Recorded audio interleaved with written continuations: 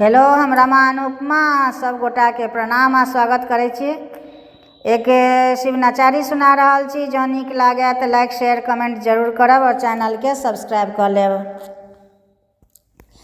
हम नहीं बियाहब बूढ़े भंगिया भिखारी धिया कोना रहती, धिया कोना रहती, भूत प्रेत बाके संगे धिया कोना रहती, धिया कोना रहती।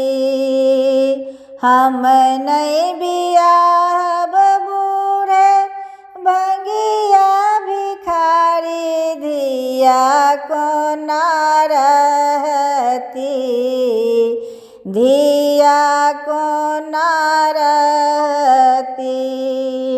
सुनै छियै बूढ़े बाके घर नहीं घरारी,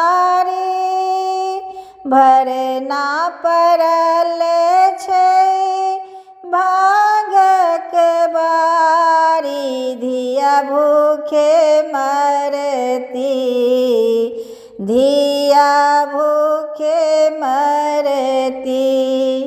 हम नहीं बियाहब बूढ़े भंगिया भिखारी धिया कोना रहती, धिया कोना रहती। विषहर के डरे किया भीखो नहीं दै छै, विषहर के डरे किया भीखो नहीं दै छै, धिया भूखे मरती, धिया भूखे मरती।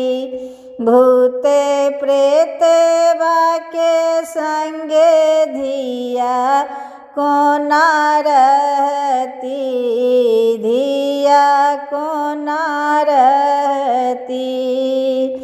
बाघ छाल आसन बासन मृग छलबा, रंग बिरंग